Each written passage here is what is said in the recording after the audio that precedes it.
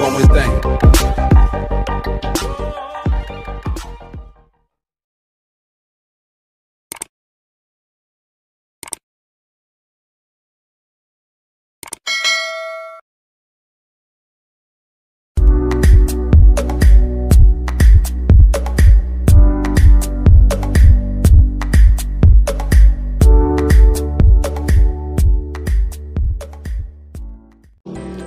Assalamualaikum warahmatullahi wabarakatuh. Sahabat belajar, apa kabar semuanya? Semoga dalam lindungan Allah Subhanahu wa Ta'ala. Pada video pembelajaran kali ini, khususnya kelas 12, akan memasuki materi bahasa Indonesia bab 5, yakni menyajikan gagasan melalui artikel. Sahabat belajar sudah siap? Yuk simak penjelasannya. Artikel adalah karangan faktual secara lengkap dengan panjang tertentu yang dibuat untuk dipublikasikan di media online maupun media cetak dan bertujuan menyampaikan gagasan dan fakta yang dapat meyakinkan, mendidik, dan menghibur. Sedangkan menurut Kamus Besar Bahasa Indonesia, artikel merupakan suatu karya tulis yang ditulis secara lengkap. Sedangkan menurut Ensiklopedia Pers Indonesia, artikel merupakan suatu karangan prosa di dalam media massa dengan pembahasan pokok masalah yang dibahas secara lugas.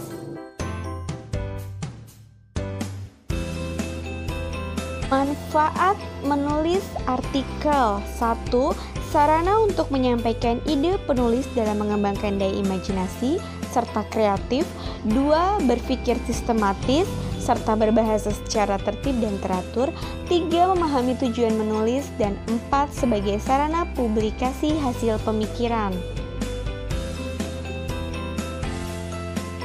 Macam-macam kriteria penulis artikel. 1. Penulis artikel buku. 2. Penulis artikel online. 3. Penulis artikel berita. 4. Penulis artikel narasi. 5. Penulis artikel naskah. Ciri-ciri artikel. 1. Sumbernya dari fakta yang ada. 2. Tulisannya singkat, padat, jelas, dan pembahasannya lengkap dan tuntas. 3. Bersifat faktual dan informatif berdasarkan hasil-hasil penelitian. 4. Original. 5. Menggunakan ragam bahasa yang resmi dan baku. 6. Isinya bisa berupa pemaparan biografi tokoh, kisah-kisah perjalanan, argumentasi, peristiwa, atau hal fakta lainnya. 7. Menggunakan metode penulisan yang sistematis. Selanjutnya, tujuan penulisan artikel. Ada tujuan penugasan, tujuan eksistensi, tujuan pemecahan masalah, tujuan informasi, tujuan kreatif, tujuan entertainment, dan terakhir adalah tujuan persuasi atau tujuan membujuk.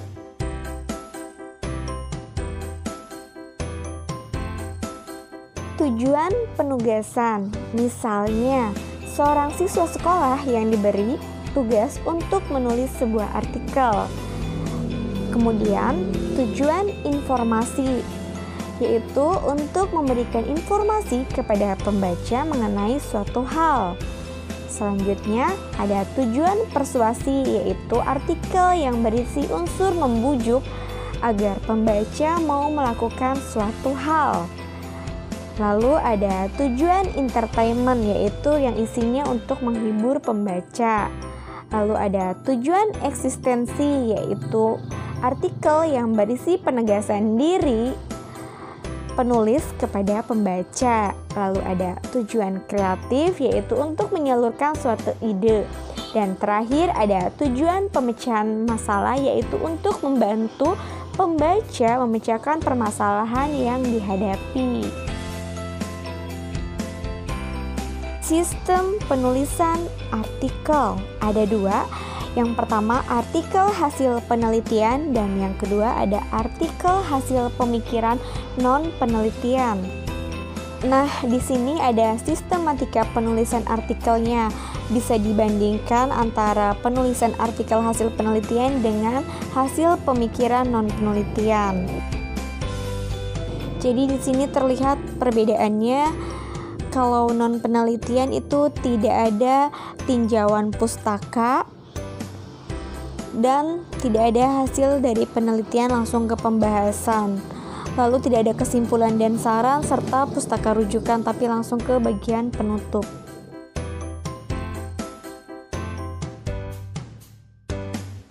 Ini adalah penjelasan lebih lengkapnya mengenai sistematika penulisan artikel hasil penelitian.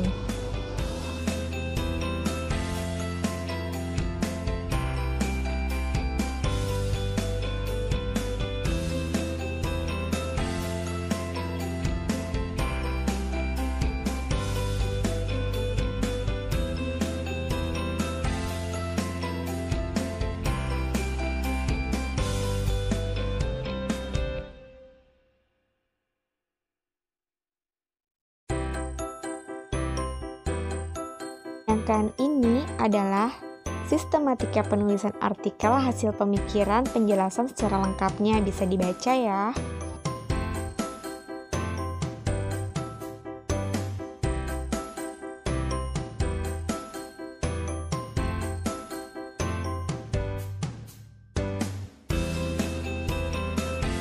Struktur artikel, jadi bisa digambarkan seperti ini. Jadi ada bagian intro atau teras, bagian paling tinggi, paling menarik ya. Lalu ada kedua, ada body atau tubuh tulisan, itu rumusnya ada 5W1H, jadi harus memenuhi pertanyaan tersebut. Kemudian ada informasi pendukung, data tambahan, kronologi, dan seterusnya. Jadi menurut bagian ini semakin ke bawah, maka informasinya akan semakin tidak penting atau kurang penting.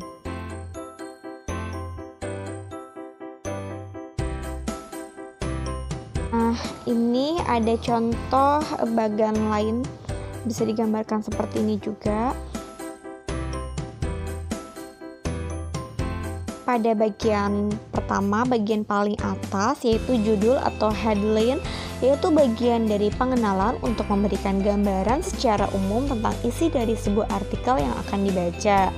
Lalu yang kedua ada lead atau bagian kepala, yaitu berisi pengungkapan peristiwa, rangkaian kejadian, pernyataan, dan pendapat. Kemudian bagian ketiga yaitu penghubung, yaitu yang menyambungkan antara bagian intro dengan bagian isi atau materi yang akan dijelaskan. Selanjutnya ada bagian penjelas, berisi pembahasan permasalahan dari persoalan yang disajikan. Ini dikupas dan dibahas secara jelas dan lengkap di bagian ini. Kemudian terakhir adalah bagian penutup atau bagian akhir yang berisi kesimpulan dari artikel. Jenis-jenis artikel ada artikel argumentasi, artikel deskripsi, artikel eksplanatif, artikel prediktif, artikel eksploratif, artikel narasi, artikel eksposisi, dan artikel persuasi. 1. Artikel deskripsi. Ini biasanya memberikan gambaran tentang suatu kasus ataupun situasi sehingga pembaca seolah-olah melihat, mendengar, atau ikut merasakan. Kedua, ada artikel narasi, yaitu dikenal sebagai artikel cerita yang berisi peristiwa atau kejadian secara kronologis. Ya, artikel eksposisi ini berisi penjelasan dari suatu topik untuk memberikan informasi. 4. Ada artikel argumentasi. Artikel ini bertujuan untuk membuktikan kebenaran pendapat, kesimpulan, ataupun fakta sebagai bukti. 5. Artikel persuasi. Artikel ini bertujuan untuk mempengaruhi pembaca untuk melakukan sesuatu. 6. Artikel eksploratif, yaitu artikel yang berisi ungkapan dari penulis mengenai fakta-fakta menurut sudut pandang penulis. 7. Ada artikel prediktif. Artikel ini berisi tentang sesuatu yang sifatnya akan atau belum tentu terjadi. Bisa dikatakan menurut prediksi penulis. Kemudian terakhir 8 ada artikel eksplanatif, yaitu artikel yang dibuat untuk menerangkan atau menjelaskan suatu hal kepada pembaca menurut sudut pandang dari penulis. Selanjutnya ada fakta dan opini dalam artikel. Fakta adalah kenyataan atau peristiwa yang benar-benar ada atau terjadi, sedangkan opini kebalikannya. Opini merupakan pendapat, pikiran, atau pendirian seseorang terhadap suatu hal, jadi belum tentu dapat dibuktikan kebenarannya.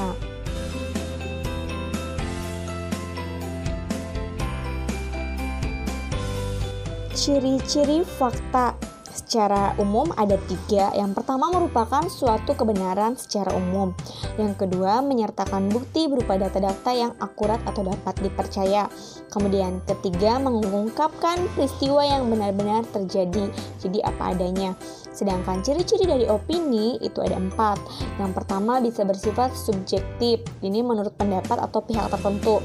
Kemudian kedua ada kata-kata yang digunakan bersifat relatif, yaitu bisa berubah-ubah. Kemudian 3, kebenarannya masih diragukan atau belum dapat dipercaya. 4, menjelaskan tentang hal tertentu.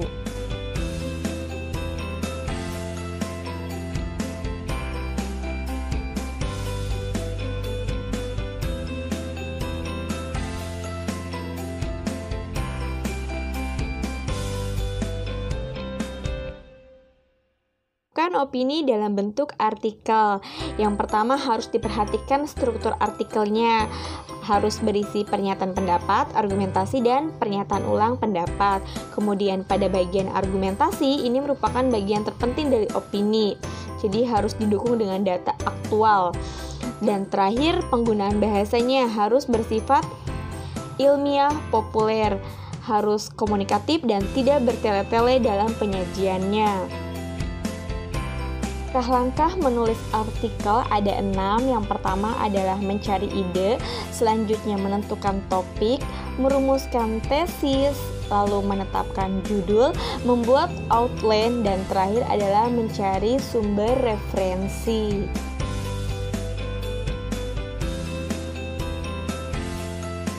Unsur kebahasan artikel ada 3. Yang pertama adverbia, yang kedua konjungsi, dan yang ketiga kosakata.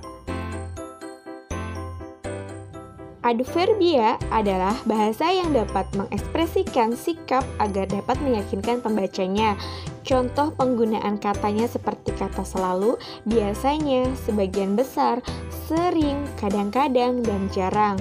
Lalu yang kedua, ada konjungsi, adalah kata atau ungkapan yang menghubungkan antara kata atau kalimat.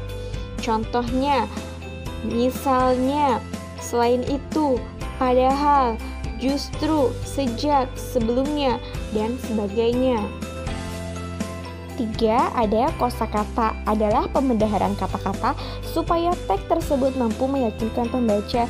Di sini ada beberapa jenis kosakata seperti kosakata aktual, fenomenal, nukilan, teks opini, editorial, keterangan aposisi, tajuk rencana, imajinasi, dan modalitas.